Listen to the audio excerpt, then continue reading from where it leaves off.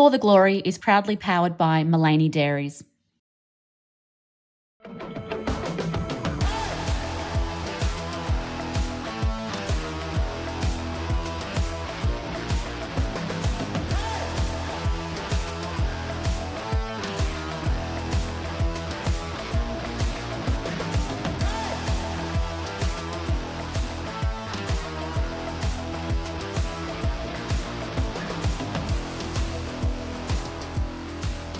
Hello and welcome to another episode of For the Glory, an athlete empowerment production series proudly brought to you by the Wattle Nest.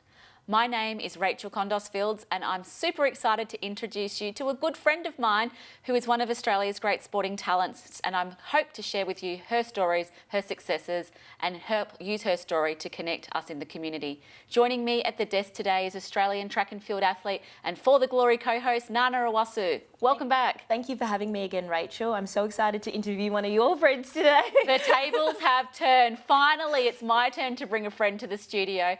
But this superstar is a bit of an all-rounder. At the moment, she's representing surfboat rowing, and I'm pleased to welcome Asaka Ono, but also known as Digi. Welcome, Digi. Thank you so much for having me, guys. I'm excited to be here today, Digi. What motivated you to become an athlete? What was your childhood upbringing like? Yeah. What made you the athlete you are today? Yeah, so I was born and raised in Japan, Tokyo. I'm sure most people know. I was brought up to be the, strong, independent woman, I guess, from young age, catching a train or two to get to school since I was grade 1, and then just be myself and chase my dreams. And when I was 14, I tore my first ACL playing rugby union. And then when I met my doctor and the physiotherapist, they encouraged me to take a step and go across the ocean to the different country, I guess, where they speak zero language of mine.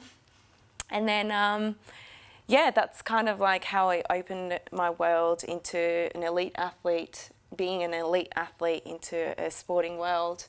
And I guess that shaped who I am as a person today. You played rugby from a young age. How did you fall in love with the sport? Yeah, so I've always been a sporty kid growing up. And when I was maybe grade 7, one of my dad's colleagues, he got me into trialling out for Japanese under-17 development team. And me being a sporty kid, because I've never played rugby, but I'll give it a go. And then, I've never looked back. That's how I started playing the sport.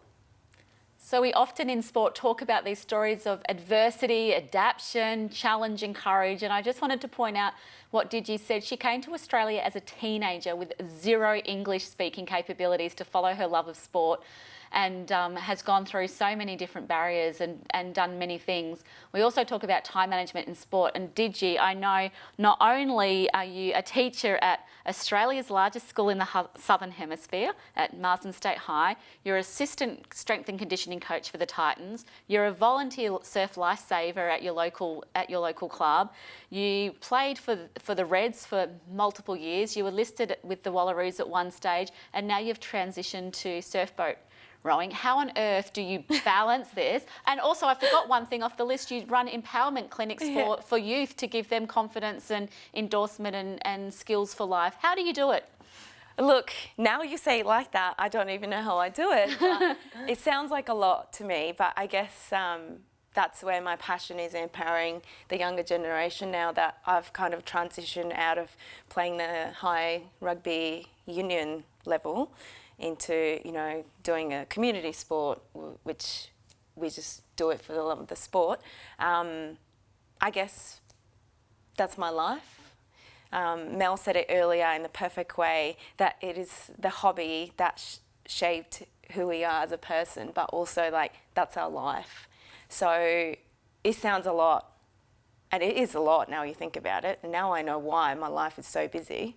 But it's, I guess, the destiny that we are here for, and I guess I love more people to hear this story and be like me and all the other empowering women that are out there chasing their dreams. So And you've done a lot of work with youth and development, and you've helped some people through some very challenging times, coming from very disadvantaged and vulnerable backgrounds. Yeah. How important do you think sport is in the role of shaping stronger and healthier communities? Yeah, it's extremely important. Like, I'm not saying that every single kid should try out and play sport, but I think sport in the way, or being active, helps you be the better version of yourself and be better person than you were yesterday or the day before or a week before. This empowerment program we run out of Project 180 in Brisbane, it's called Ayala for the girls and Bro Camp for the boys, and we look after the kids anywhere between aged 11 to 17. They could be athlete who's wanting to be better, or who could the students who are struggling to get up every day to get to school, or people who are struggling to just connect with other people, or just looking for the purpose in life. We use the nature and the physical challenges, but also, you know, using the role models to help them shape who they are. And it's okay to not mould into the person that they think people want them to be.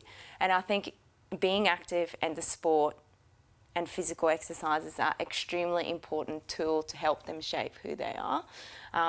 I've noticed over the last 6 years of being a teacher that a lot of the kids want to be accepted and want to feel like they belong.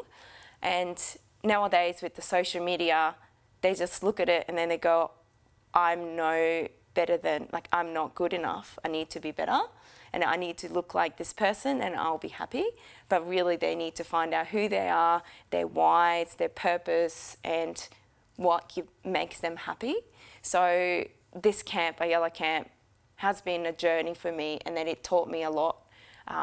But just helping them understand what they want to do doesn't have to be what they think other people want them to be. So I think, you know, sport and exercises is an incredible tool for them to find that out. So recently you've moved from on-land sports to off-land. Now you're doing surfboard rowing. For some of us who don't know what that is, could you explain to us? Yeah, so I've originally gotten into it back in 2010, 2011. It's part of the surf lifesaving sport. So every single rowers that you meet, they have to be a surf lifesaver to start with. So they contribute back to the community where the local beaches or the beaches that they belong to, they do the patrolling, so they're all lifesavers. And then that's kind of like the eligibility for them to become the competitor in that sport. There are 4 rowers in the boat and then 1 person who's taking control at the back of the boat suite. And we jump in the boat, go out the ocean, turn around the buoy and then come back. It sounds simple, but it's not simple. A couple of weeks ago, I got whacked by the boat, and then I came out with like giant bruise on my leg, and I was like hobbling out of the sand. But it's incredibly physical sport, and I'm pretty sure it's the only team sport within surf life saving competition. So I get that like thrill of like being in the team, but also like the physicality of like the adrenaline rush that you get, but also like, because I'm at the front of the boat, when I'm rowing out, I can see the giant wave behind me and I'm like, oh no, we're gonna go back. So like it is a dangerous sport, but also I guess that's the, I don't know, that's the beauty of the sport, where you go out of the ocean, you turn around and you catch this monster wave and you don't even have to take a stroke to get back to the beach. So it's incredible. And now, a couple of years ago, one of the tournaments has been spotlighted on the Fox TV. So hopefully more people see the sport and then go, oh my God, how do we get into it? And then the more people get into surf lifesaving community, and even, you know, people seeing it or businesses seeing it, maybe hopefully one day more money goes into it. Because at the moment we have tournaments, carnivals, interstate, and then everything is out of our pocket. So one day we can be the athlete that are supported. Yeah. And so what does a week of training look like? Yeah, so at the moment, Monday morning, I go to the gym, And then Monday afternoon, I walk out of school, session 4, 2:30, walk out of the door, straight into my car, drive from Logan to Sunshine Coast, which normally takes about an hour and 50.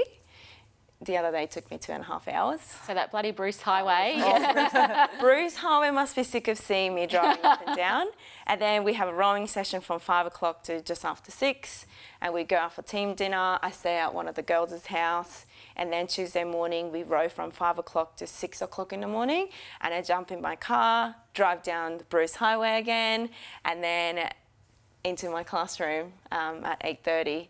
And then that's Tuesday morning. Tuesday afternoon, I go to the gym and do one of the rowing machine session.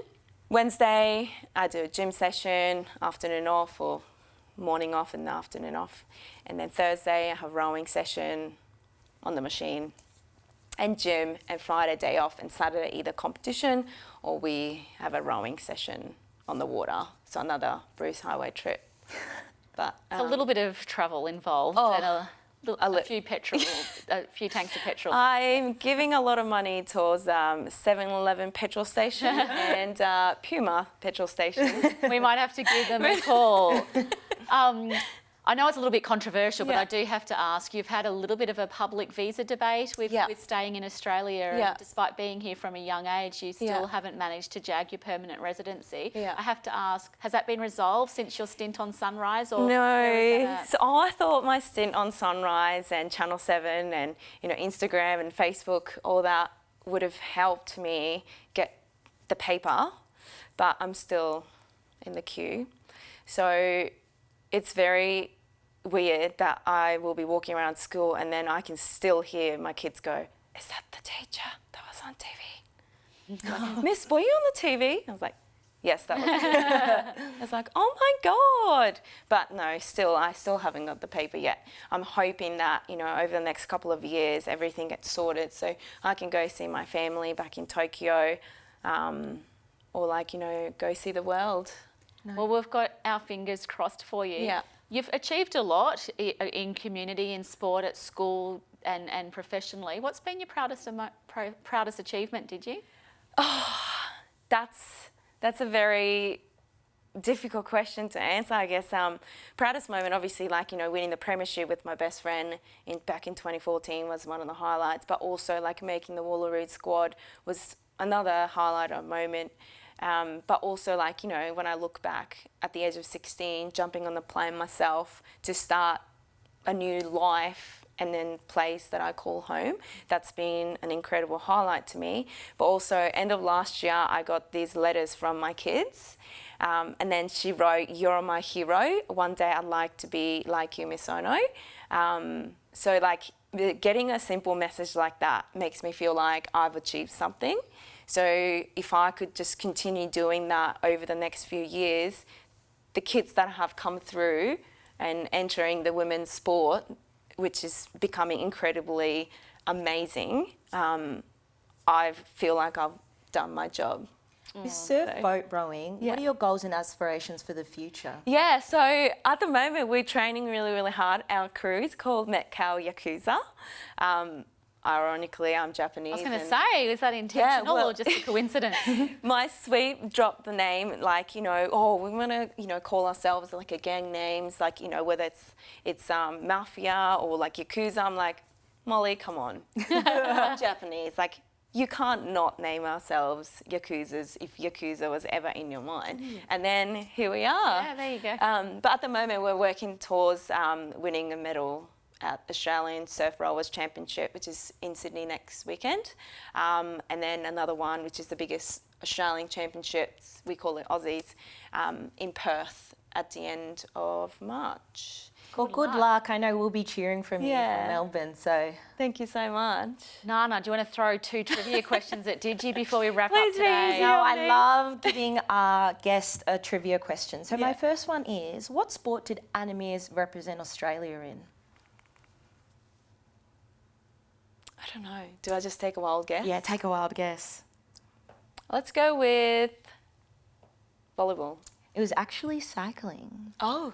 And my last question for you is, what is the most popular sport in Queensland and New South Wales? It'll have to be rugby league. Bingo, it was rugby league. got it. Well done. Hey, Digi, thank you so much for joining us today. We really loved having you in studio and hope you had fun too. Thank you so much. I had so much fun. And Nana, thank you again. No, thank you. And thank you for coming on board. I loved hearing about a new sport and I'll definitely be tuning in for you at Aussies. Thank you so much. So everyone, that concludes this episode of our For the Glory series. Be sure to tune in next time as we continue to discuss and share some stories from our sporting world. Thanks everyone. Until next time, goodbye.